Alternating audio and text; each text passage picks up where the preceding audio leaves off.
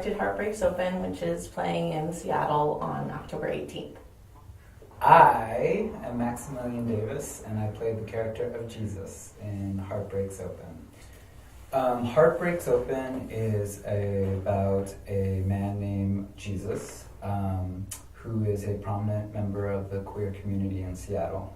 And he tests positive for HIV by cheating on his boyfriend, his partner. And I feel the movie is about his journey, about coming to terms with the decisions that he has made in his life to bring him to the point that he is in when the audience sees it, first meets Jesus, and how he reconciles these decisions and learns to live with HIV and learns to live as an HIV positive person and also learn to make amends with his community. And it certainly isn't a coincidence that his name is Jesus. I think we should tell the audience. It isn't. No, the story is loosely based on the Catholic Stations of the Cross.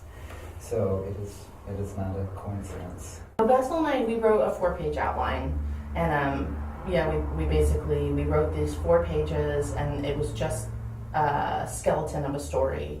And then once we cast the actors, then we brought them in to the process of so basically filling out the outline of the story. And so particularly Max and Brian added a lot to the meat of the story. And you guys got together actually quite a bit, just the two of you. Yeah, we did just met up for coffees and just tried to fill out our relationship because we knew that it would be improvised. And so in the film, I play a tenant in the apartment building that Brian's character, Michael, is the apartment manager of. And so, me and Brian would meet up for coffees at his apartment or out at, Vivace and just discuss, what kind of dynamic we would have, what kind of relationship we would have at certain points.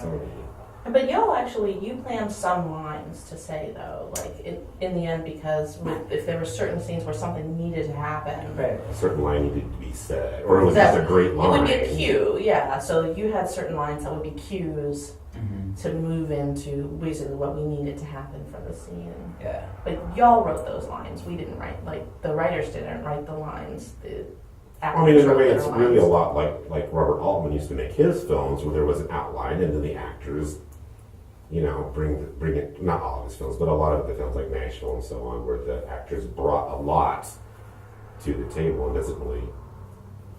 The finished film looks nothing like the original screenplay. Totally, and in Robert Altman's films, you'll see a lot of parts where people are kind of talking over each other, and it feels very ambient, and I felt that was a really good approach to, for me as someone who doesn't have a lot of experience, and then also working with, basically, not you, but most of the people that we cast in the film really didn't have significant film acting. And then if you're not careful, then they get very wooden and they don't feel organic or real. Yeah, totally.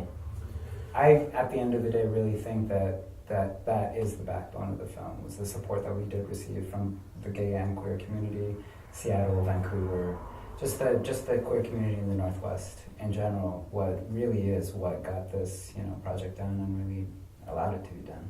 Hey, Brian. Yes. Sir, how did you get involved with Heartbreaks Open? Well, via email, actually.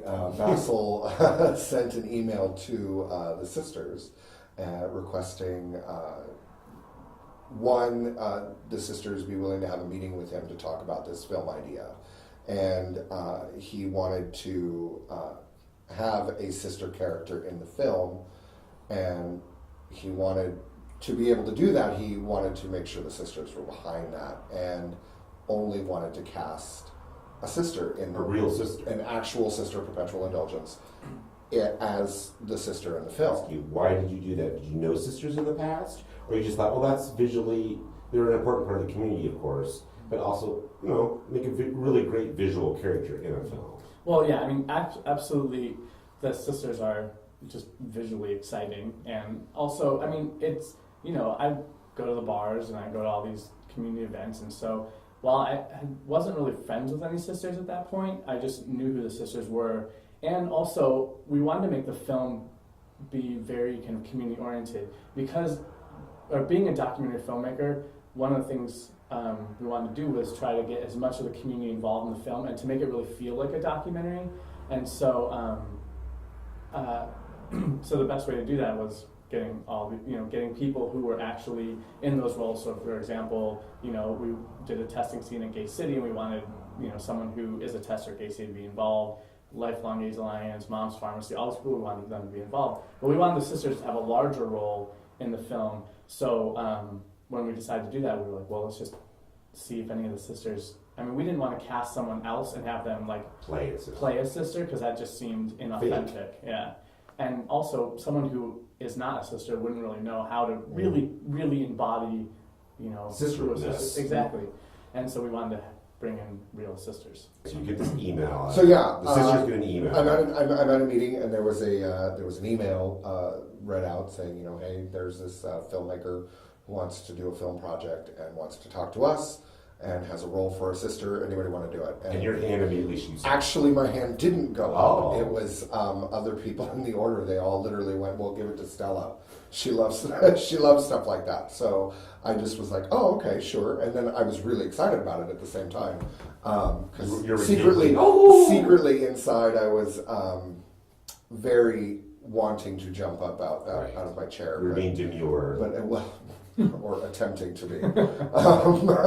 Billie and I created this rough outline for what the story would be, but we really said what we said when we came into auditions was we're going to audition all these people and then build their characters around who we cast. See what they bring to the table. Exactly, and then eventually build a lot of the story around what those whoever we eventually cast, they really kind of became writers of the film because. Brian contributed so much in terms of the story and how what the sister's role would be in the film, and then outside of the film, kind of was essentially our community liaison with the sisters and bringing the sisters into the film and connecting with the film, and so it really became a project that the sisters were part of, larger than just this one role of this one character. Most films are told kind of from this traditional 3-act structure, which is still, somewhat in our film, but Billie and I were talking about it and we're like, well, what if we told this story from the perspective of the Stations of the Cross? So the other film in the world, and I'm sure others have, but the Stations of the Cross is basically, in the Bible, it's Jesus' journey from, it's Jesus' journey to crucifixion. So the other film out there that tells that story is the Passion of the Christ.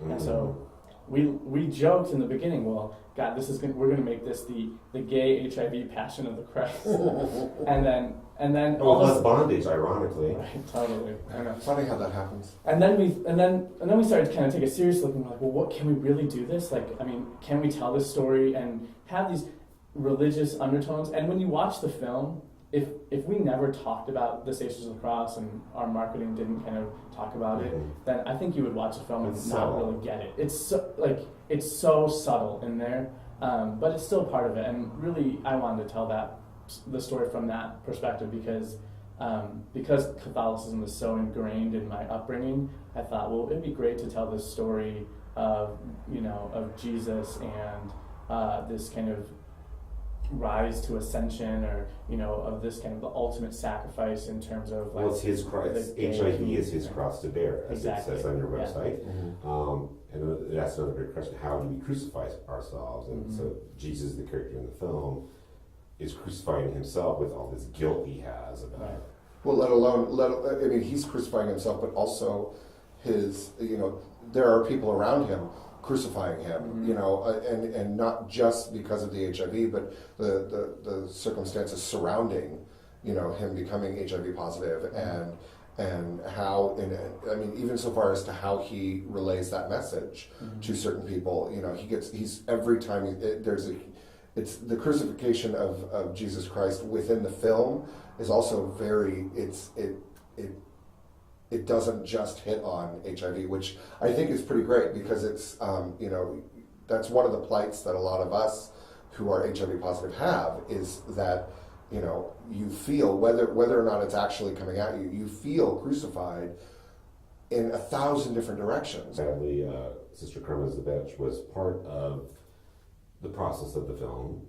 Well, sadly that she is no longer with us. Well, no, but that yes. part's great that she did that. Yeah, Sadly, there's a she- great scene in it actually that highlights John, Sister Karma, beautifully. It was his.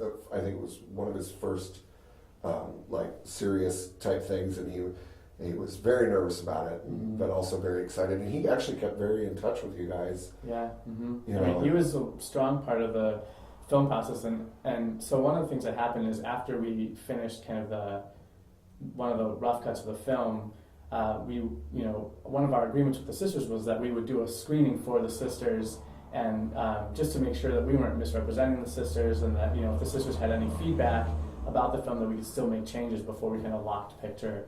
And so we did a screening for the sisters, and got a whole lot of feedback. But I remember later that night I was hanging out at the Cuff and talking to Sister Karma, and I was like, "Well, what do you think of the film?"